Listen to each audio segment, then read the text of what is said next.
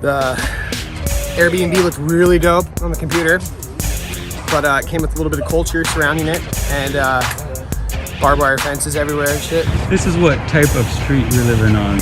When you find a really good deal on a fucking big place, probably in the ghetto. Just kidding, nah, dude, this is sick. We're not allowed to go outside at night. I'm laying down for a massage with a gun for me, and he's about to give me the full masseuse on the back, bro. Buddy Dylan runs. You guys want to see a sideshow? Dude, it's happening right now. All we can hear is like squeals from fucking tires on cars. Run down the street 4 blocks, and they're straight up wilding, dude. Everybody be careful.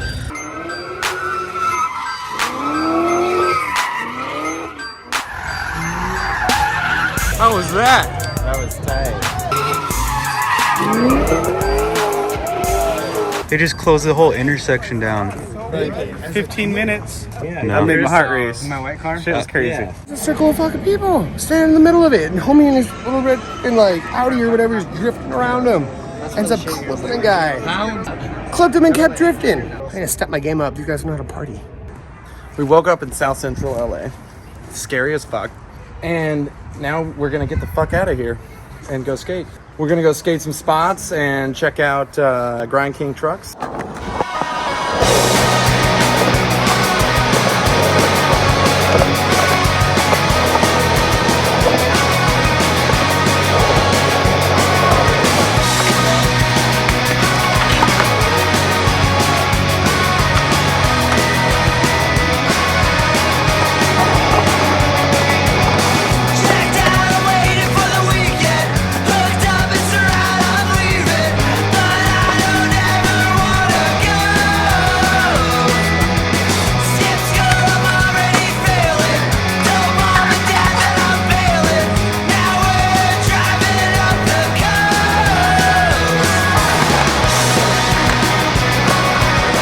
Yeah, it's kind of more of a mellow park day, I feel like. I believe it's called Belvedere Skate Park. Oh! We're trying to get a shot of Brian Knows manually, and then you start filming me, and he gets it. That's just how it goes.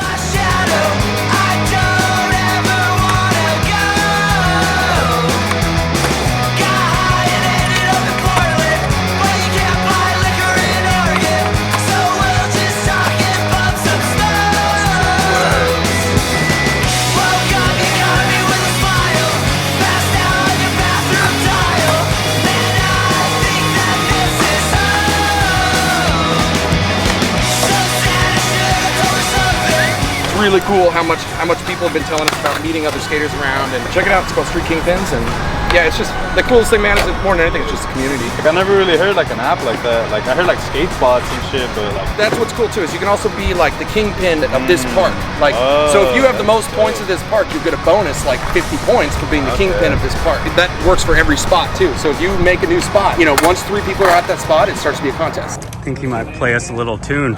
Nice. Oh yeah. what's your name again? Isaac. Awesome, man. Walking billboard, because I want to sell this online afterwards. You gotta get it though. Appreciate it, guys. Yeah, man. We're here in downtown LA. We just got invited to go talk with the Grind King owner Donald and Satoshi. They're going to tell us a little bit about their background story, and they're one of the original innovators of different types of trucks, and really cool background, so we're going to go check it out. We just smoke them like papers. Somebody get me my crown, 'cause I'm feeling it now. It's like hello, but here comes the king.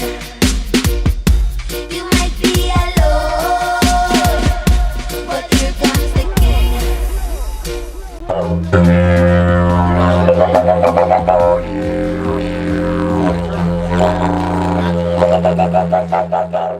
This is the Grind King bunker, so you guys are seeing the restart of Grind King 2.0. Because I really want to be back in Venice. Venice is really my stomping ground for Venice, so this is kind of where I'm just humbly beginning again, and then hopefully end up back on the west side in a better spot. So yeah, so this system here, which was invented originally for roller skates, has the nut on top, and the kingpin goes through the bottom. So I was thinking, like, guys from like Jay and Dogtown were starting to skate pools, so you know, it was kind of an important thing not to get hung up, and I just thought it didn't make sense to have, you know, when you're grinding this thing that's right in the middle of your grind, and then the nut would get so damaged that it'd be hard to put a tool on it. I started experimenting with this idea of having an inverted Kingpin, which is basically what started the company, was just the Kingpin. I actually got Jay Adams to ride some of my early ones, and he was all, oh dude, like I think all trucks will eventually have that because it works really good. And I was like, whoa, that's cool that Jay, you know, who was my favorite skater at the time, was kind of endorsing the idea of having this inverted Kingpin. That really inspired me to go on with making the product. They started selling, which was amazing because back then it was like $12.95 for the kit, which a lot of people were going, you're never going to sell them for that much, it's like way too expensive. So I went to the trade show, ran a distributor, and he said, oh, I kind of like that idea, I'll take 1,000. I was just like, 1,000? I was like freaking out. So I was like, I remember going back on, whoa, I can't believe it, just one guy ordered 1,000. So I started making the Kingpins, and then, you know, one thing led to another, and then I said, well, you know what, I should just make a whole truck. And I started thinking I could make a truck a lot like an Indy, but way lighter, because I liked Indy. I designed a different type of base plate because, you know, I used to work for a structural engineer, and I used to do architecture. This is not a very strong design. It's delegated by the thickness of this base plate, but there's not much integrity in a flat surface. And when you have a curved surface, it's way stronger. So because of that, I could take a lot of weight out. This was the early one. This was one you can see is, if you feel it, even it's super light. Oh man, that's ridiculous. And if you look at the wall thicknesses of the part, it's super, everything's really thin. And what time were you like changing the bottom base plates?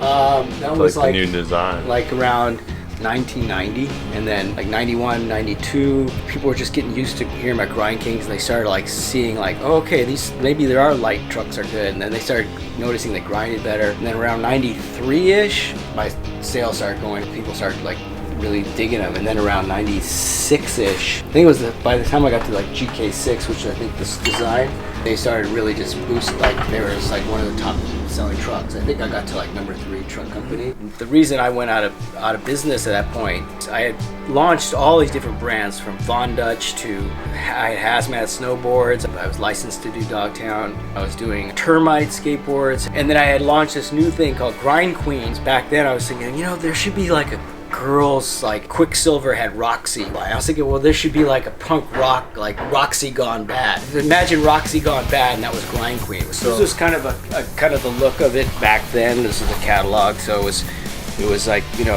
you can see it was sort of like rough style, where it was a full clothing line. Grind King has a tagline for those who grind, and Grind Queen was for girls who grind. And so that's kind of what I'm thinking of bringing it back, but I'm going to be more careful, because what happened, I was going back to why I got in trouble, was, so I was giving it all this gas back then. I was putting a lot of energy into developing a girls line, which is not easy. Yeah. I should have grown Grind Queen really slowly. Instead, I was just like dumping all this money into it, and it was taken away from Grind King. And then when the economy hit, and I was like, all of a sudden like, uh-oh, I'm getting in debt. And then I started getting more and more debt. And then I made the fatal mistake of taking all my money out of my house. I had a house I owned. Put all that money into the business, and then that was gone like 7 months, and then it was just kind of like, uh-oh, like I'm in trouble. So I just shut everything down, closed my warehouse. I had to let 23 people go, and my business was really depressing. And then I lost my house, and then I was just like, fuck, what am I gonna do now? So I just started like throwing parties, underground parties. So for the last 10 years, I didn't want to even talk about my history with Grind King and any of that stuff. I just was like known as like this underground party thrower guy. Became really popular. Like I started throwing really amazing all night long parties that were kind of catered to this Burning Man scene. That turned into something else. And then after doing that for a while, I was like, I wonder what's happening with Grind King, if people will even remember that. And I went online, and there was this video called What Happened to Grind King. This guy Rad Rat. And I saw this video, and I was just like, what? They're talking about Grind King? Like, seriously? People still remember it? And I said, and this guy's like, I wonder what happened to it. I was like, what happened to Grind King? He just had all these innovations, just disappeared. And I was just like, you know what? That's the sign from the universe that maybe I need to bring it back. Yeah. So I think it was like 3 days after I saw the video, I booked a trip and went to overseas to get this stuff made and try and figure out a way to make it again. And next thing you know, I was like, fuck, I'm gonna see if I can give it another go. How long have you been back in the business?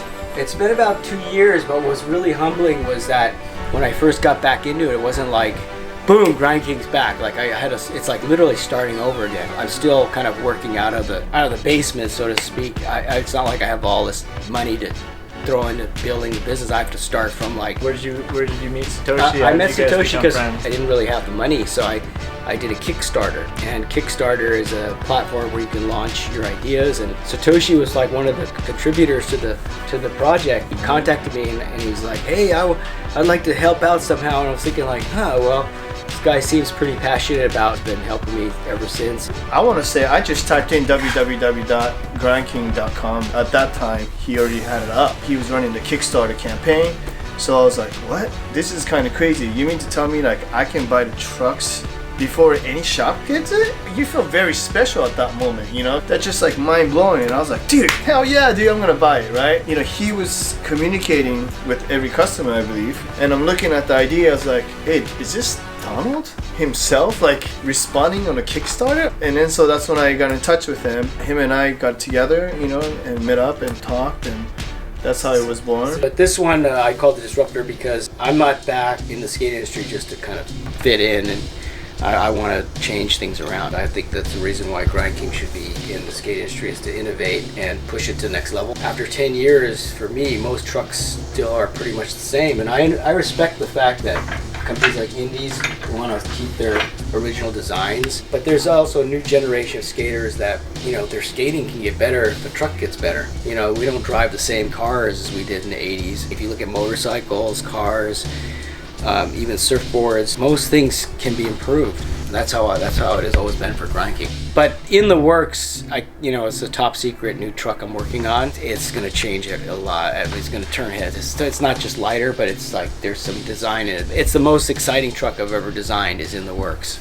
So to all of these kids that are coming up, what are some words of wisdom? You know, you've been through a lot of trials, tribulations through the industry, and you've been resilient. Well, I would say to skaters out there, just be yourself, be independent.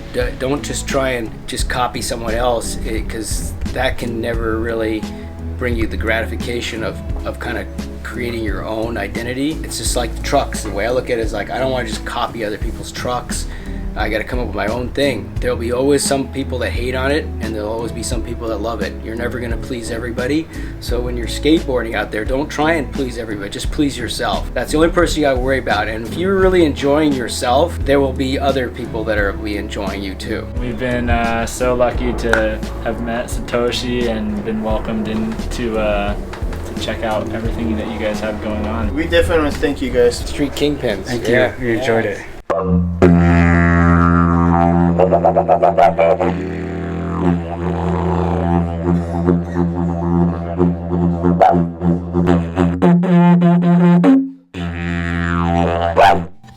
We officially found the coolest person on the fucking planet right here, actually. I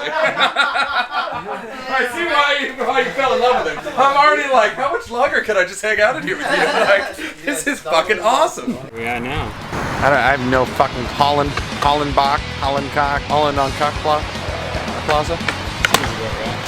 Chris is just laying down hammers in the background.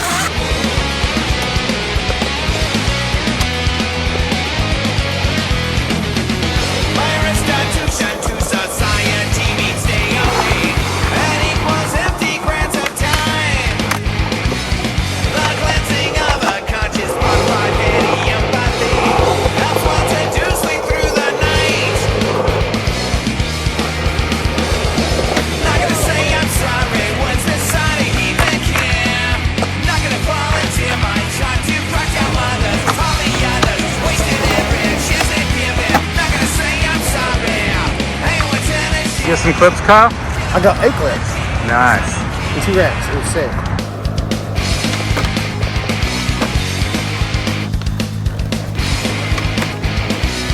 I came from nothing, started something, did something, was a self-sufficiency obtained. My offerings are put on hold till I get some vision. Love seeking handouts never change. Not gonna say I'm sorry, what's the side of even care? Not gonna volunteer my be that kid's good at skateboarding. Look at how tiny and skinny he is. Obviously he's good at skateboarding. 'Cause I know